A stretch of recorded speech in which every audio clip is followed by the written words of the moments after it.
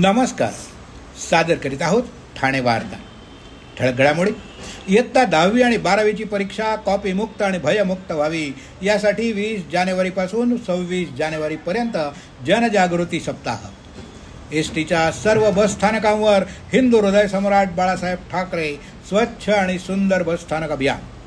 पुराणिक बिल्डर्सच्या कार्यालयासमोर मूक आंदोलन करून पुराणिक बिल्डर्सचा जाहीर निषेध. आम्हाला फेसबुक आणि यूट्यूब चॅनलवर फॉलो करायला मात्र विसरू नका. तर पाहूया ठळक घडामोडी विस्तृतपणे, पण काही क्षणातच. आपण पाहत आहात श्री स्थानक वाहिनी, ठाणे जिल्ह्याचं मुख्य व्यासपीठ. ठाणे वार्ता पहा श्री स्थानक वाहिनीवर. आता सकाळी 9:15 पासून रात्री 9:15 पर्यंत ठाणे वार्ता, ठाण्यातील पहिलं दृकश्राव्य माध्यम. ठाणे वार्ता आणि श्री स्थानक वाहिनीचं लाईव्ह स्ट्रीमिंग ठाणेवार्ता.com वरील लाईव्ह स्ट्रीमवर क्लिक करा आणि अगदी मोबाईलवरही ठाणे वार्ता श्री स्थानक वाहिनीचा आनंद लुटा. यासाठी आमचं ॲप डाउनलोड करा. ठाणे वार्ता पहा श्री स्थानक वाहिनीवर. आता सकाळी 9:15 पासून रात्री 9:15 पर्यंत ठाणे वार्ता, ठाण्यातील पहिलं दृकश्राव्य माध्यम. आपण पाहत आहात श्री स्थानक वाहिनी, ठाणे जिल्ह्याचं मुख्य व्यासपीठ. नवी मुंबईच्या APMC बाजारात सध्या गाजरं महाग झाली आहेत. आवक घटल्यानं गाजरांची किंमत वाढली आहे. मागील आठवड्यात 15 रुपये किलोनं मिळणारी गाजरं आता चक्क 30 रुपये किलोनं मिळत आहेत. त्यामुळे ग्राहकांनी देखील गाजरांच्या खरेदीकडे पाठ फिरवल्याचं दिसतंय. APMC बाजारात राज्यभरातून विविध प्रकारची गाजरं दाखल होत आहेत. पुढील काही दिवस बाजारात गाजराचे भाव चढेच राहणार आहेत. कल्याण पूर्वेतील वालधोनी परिसरात रेल्वे हॉस्पिटल समोरील रेल्वेच्या जागेवर असलेल्या शाळेला रेल्वेनं नोटीस पाठवली. 28 जानेवारीपर्यंत शाळा रिकामी करण्याचा आदेश रेल्वेने शाळा प्रशासनाला दिलाय. रेल्वेच्या या निर्णयाला शाळेतील शिक्षक आणि पालकांसह विद्यार्थ्यांनी देखील विरोध केलाय. गेल्या 50 वर्षांपासून ही शाळा याच ठिकाणी सुरू आहे. 400हून अधिक विद्यार्थी या शाळेत शिक्षण घेत आहेत. 10वीच्या परीक्षा तोंडावर आल्या आहेत. प्रिलिम सुरू आहेत. त्यातच रेल्वेनं ही कारवाई केली तर 400 विद्यार्थ्यांच्या शैक्षणिक भवितव्याचं काय, असा सवाल केला जातो. या कारवाईच्या विरोधात आम्ही न्यायालयात धाव घेतली आहे. रेल्वेनं आम्हाला मुदत द्यावी अशी मागणी शाळेचे संचालक ज्ञानेश्वर मराठे यांनी केली. भिवंडी अंजूर फाटा वाहतूक विभागाच्या वतीनं रेझिंग डे निमित्तानं रस्ते सुरक्षेसंदर्भातील जनजागृती करण्यात आली. या निमित्तानं वाहतूक नियमांचं पालन, रस्ता सुरक्षा आणि वाहन चालकांची जबाबदारी याबाबत नागरिकांमध्ये जनजागृती करण्यासाठी विशेष कार्यक्रमांचं आयोजन करण्यात आलं. यावेळी वाहन चालकांना रस्त्यावर वाहन चालवताना नेमके कोणते नियम पाळावेत, सुरक्षिततेची काळजी कशी घ्यावी, तसंच वाहतूक नियमांचं पालन न केल्यानं होणारे दुष्परिणाम याबाबत सविस्तर माहिती देण्यात आली. यावेळी वाहतूक पोलिसांचं देखील आरोग्य शिबिर ठेवण्यात आलं होतं. यावेळी वाहतूक पोलिसांनी आरोग्य तपासणी करण्यात आली आणि वाहतुकीच्या नियमांचं पालन करावं असं आवाहन करण्यात आलं. इयत्ता 10वी आणि 12वीची परीक्षा कॉपीमुक्त आणि भयमुक्त व्हावी यासाठी दिनांक 20 जानेवारीपासून 26 जानेवारीपर्यंत जनजागृती सप्ताह ठाणे जिल्ह्यात राबवण्यात येतोय.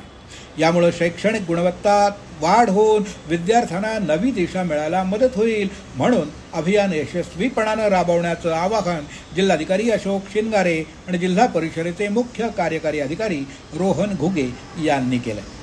ठाणे जिल्ह्यातील इयत्ता 10वीत 1,03,718 विद्यार्थी तर 12वीत 1,21,244 विद्यार्थी असे एकूण 2,24,962 विद्यार्थी परीक्षांमध्ये सहभागी होत आहेत. परीक्षा केंद्रावर निष्पक्षता आणि पारदर्शकता वाढणार आहे. कॉपीमुक्त परीक्षेसाठी 20 ते 26 जानेवारीपर्यंत जनजागृती सप्ताह राबवण्यात येणार असल्याची माहिती शिक्षणाधिकारी ललिता दहितुले यांनी दिली. या अभियानामार्फत स्थानिक लोकप्रतिनिधी, शाळा विकास आणि व्यवस्थापन समिती सदस्य, गावातील प्रतिष्ठित नागरिक, माध्यमिकचे शाळाचे मुख्याध्यापक, प्राचार्य, शिक्षक यांच्या संयुक्त सभेमध्ये कॉपीमुक्त अभियानाची शाळा पातळीवर अंमलबजावणी करणं याबाबत माहिती देणार आहे. आज मंगळवार दिनांक 21 जानेवारी रोजी कॉपी मुक्त अभियानाची शपथ सर्व शाळांमध्ये परिपाठाच्या वेळी घेण्यात आली. गुरुवार दिनांक 23 जानेवारी रोजी परीक्षा काळात विद्यार्थ्यांनी घ्यावयाचा आहार आणि आरोग्याची काळजी याबाबत तज्ज्ञांमार्फत शाळांमध्ये पालक आणि विद्यार्थ्यांना मार्गदर्शन देखील करण्यात येणार आहे. शुक्रवार दिनांक 24 जानेवारी रोजी परीक्षेला सामोरं जाताना अभ्यासाची करावयाची तयारी. परीक्षा शनिवार दिनांक 25 जानेवारी रोजी कॉपी मुक्त अभियानाच्या जागृतीसाठी घोषवाक्यांचा शाळा परिसरात जनजागृती करणं, प्रभात फेरी काढणं. रविवारी दिनांक 26 जानेवारी रोजी ग्रामसभा बैठकीमध्ये मुख्याध्यापक, शिक्षक यांनी कॉपी मुक्त अभियानासंदर्भात वरील विषयांबाबत माहिती देणं, याबाबत जनजागृती करणं, कॉपी मुक्त वातावरणात परीक्षा पार पाडण्यासाठी ग्रामस्थांना आवाहन करणं असे विविध उपक्रम या सप्ताहात राबवण्यात येणार आहेत. पुढील वर्षभर एसटीच्या राज्यभरातील सर्व बसस्थानकावर शिवसेना पक्षनेते आणि उपमुख्यमंत्री एकनाथ शिंदे यांच्या संकल्पनेतून हिंदू हृदय सम्राट बाळासाहेब ठाकरे स्वच्छ सुंदर बसस्थानक अभियान राबवण्यात येणार आहे. तब्बल 3 कोटी रुपयांची बक्षिसं या अभियानांतर्गत वाटण्यात येणार असून राज्यात अ वर्गात पहिला येणाऱ्या बसस्थानकाला 1 कोटींचं बक्षीस जाहीर करण्यात आलं, अशी घोषणा राज्याचे परिवहन मंत्री प्रताप सरनाईक यांनी केली आहे. या अभियानाचा शुभारंभ उद्या 23 जानेवारी रोजी मंत्री सरनाईक यांच्या हस्ते कुर्ला नेहरूनगर बसस्थानकावर होणार आहे. सर्वसामान्य प्रवाशांना स्वच्छ आणि सुंदर बसस्थानक, निर्जंतुक टापटिपीची प्रसाधनगृह कायमस्वरूपी उपलब्ध करून देणं हे एसटी महामंडळाचं प्रथम कर्तव्य आहे. याच जाणीवेतून हे अभियान सुरू करण्यात येत आहे, असं त्यांनी स्पष्ट केलं. वर्षभर चालणाऱ्या या अभियानामध्ये दर 3 महिन्यांनी प्रत्येक बसस्थानकाचं मूल्यमापन देखील होणार आहे. राज्यभरात एसटीच्या असलेल्या सर्व बसस्थानकांचं तिथल्या प्रवासी चढ उतार संख्येच्या आधारे शहरी अ वर्ग, निमशहरी ब वर्ग आणि ग्रामीण क वर्ग अशा 3 गटांमध्ये विभागणी करण्यात आली आहे. प्रथम प्रादेशिक स्तरावर प्रत्येक गटनिहाय पहिला, दुसरा आणि तिसऱ्या क्रमांकासाठी स्पर्धा रंगणार असून अंतिम स्पर्धा राज्य स्तरावर घेण्यात येईल. त्यासाठी प्रत्येक प्रादेशिक स्तरावर गटनिहाय पहिला आलेल्या बसस्थानकाचा विचार केला जाणार आहे. राज्य पातळीवर अ वर्ग गटातून पहिला येणाऱ्या बसस्थानकाला 1 कोटी रुपये, ब वर्ग गटातून पहिला येणाऱ्या बसस्थानकाला 50 लाख रुपये, तर क वर्गातून पहिला येणाऱ्या बसस्थानकाला 25 लाख रुपये इतक्या रकमेची बक्षिसं देण्यात येणार आहे. या अभियानाचा शुभारंभ सन्माननीय परिवहन मंत्री प्रताप सरनाईक यांच्या हस्ते 23 तारखेला कुर्ला नेहरूनगर बसस्थानकावर होणार आहे.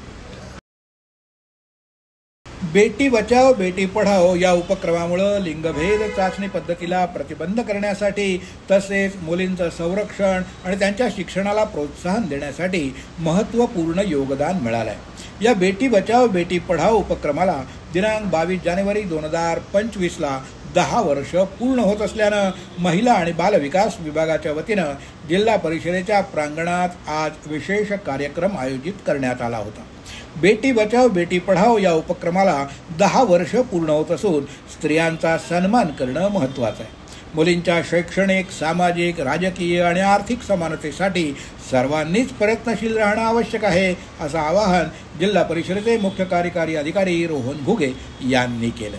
यावेळी प्रकल्प संचालक छायादेवी शिसोदे, अतिरिक्त मुख्य कार्यकारी अधिकारी अजिंक्य पवार, उपमुख्य कार्यकारी अधिकारी सामान्य प्रशासन अविनाश फडतरे, महिला आणि बालविकास विभाग प्रमुख संजय बागुल, जिल्हा कृषी अधिकारी M बाचोटीकर, लघुपट बंधारे विभाग प्रमुख दिलीप झोंकार, सर्व विभाग प्रमुख तसंच सर्व अधिकारी आणि कर्मचारी उपस्थित होते.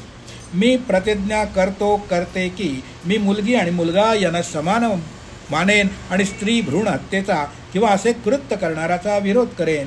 मी मुलींच्या शैक्षणिक, सामाजिक, राजकीय, आर्थिक आणि धार्मिक समानतेसाठी सदैव कटिबद्ध राहीन. बेटी बचाओ बेटी पढाओ या राष्ट्रीय अभियानात सहभागी होऊन अभियानाला यशस्वीतेसाठी सदैव प्रयत्नशील राहीन, अशी सामूहिक शपथ यावेळी घेण्यात आली.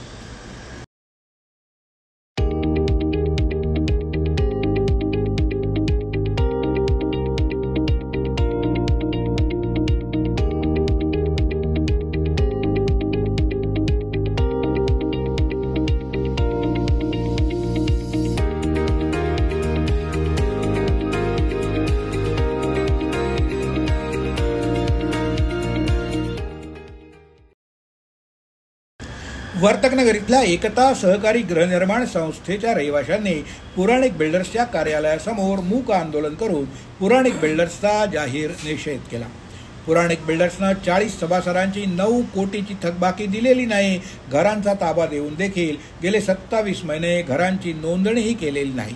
नोंदणीकृत कायद्याप्रमाणे कोणत्याही कामाची पूर्तता केलेली नाही अशा मजकुराचा बॅनर या सभासदांनी फडकवून पुराणिक बिल्डर्सचा जाहीररित्या निषेध केला.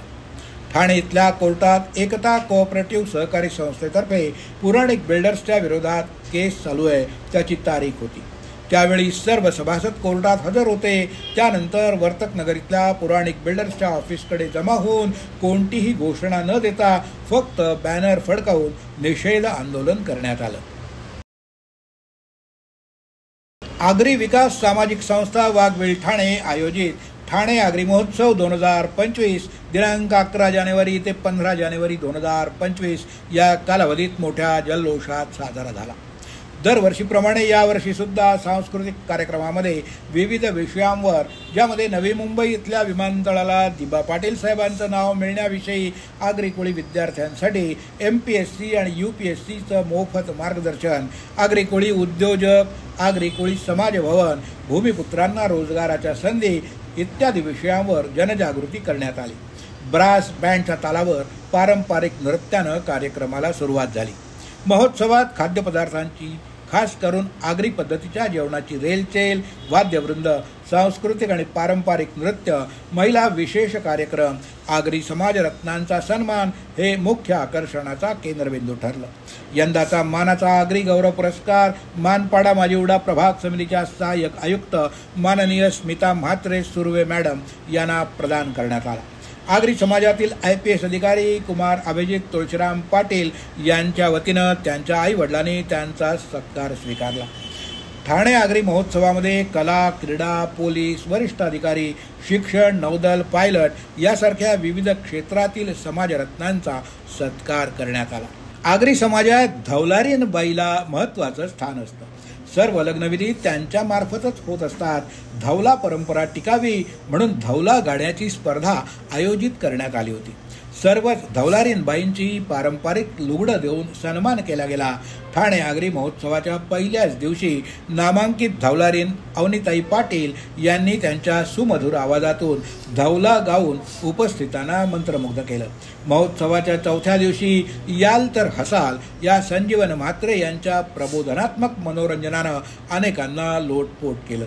महोत्सवाच्या शेवटच्या दिवशी राकेश नाईक प्रस्तुत आगरी बाणा हा कार्यक्रम 50 कलाकारांच्या समवेत जल्लोषात पार पडला, ज्यामध्ये आगरी संस्कृतीचं दर्शन घडवण्यात आलं.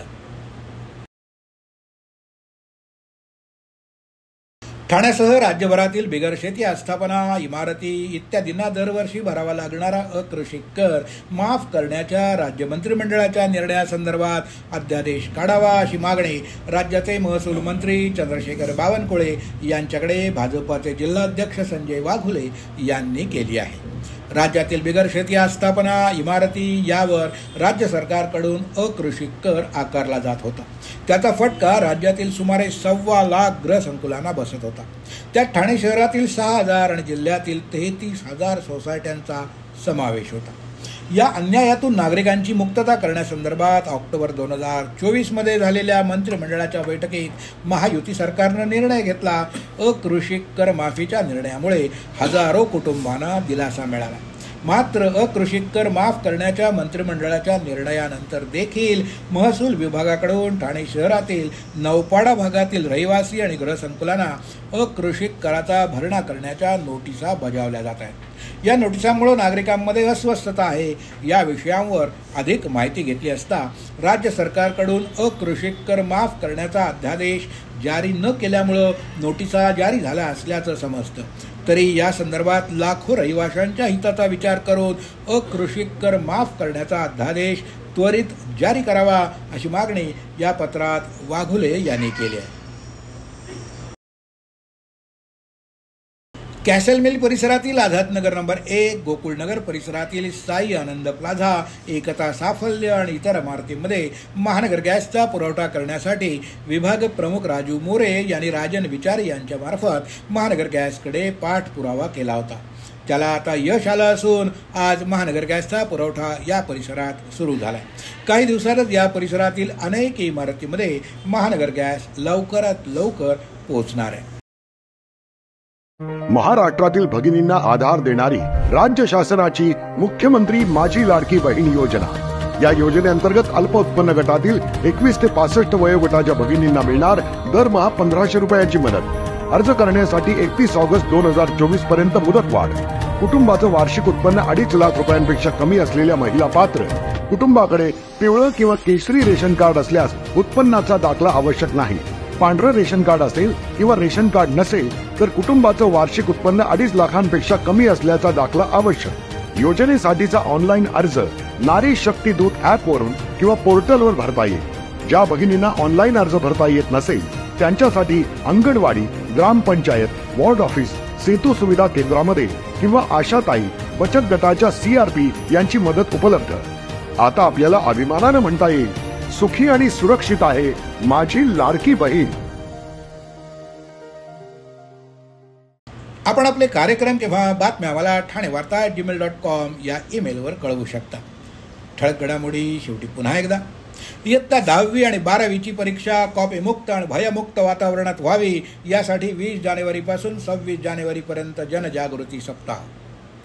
एसटीच्या सर्व बसस्थानकावर हिंदू हृदय सम्राट बाळासाहेब ठाकरे स्वच्छ आणि सुंदर बसस्थानक अभियान. पुराणिक बिल्डर्सच्या कार्यालयासमोर मूक आंदोलन करून पुराणिक बिल्डर्सचा जाहीर निषेध. या होत्या ठाणे वार्ता. आपली एखादी बातमी बघायची राहून गेली असेल तर आपण ठाणेवार्ता.in या आमच्या संकेतस्थळाला किंवा आमच्या फेसबुक पेज, YouTube चॅनलला अवश्य भेट द्या. तर मग पुन्हा भेटूया पुढल्या बातमीपत्रात फक्त श्री स्थानक वाहिनीवर. धन्यवाद.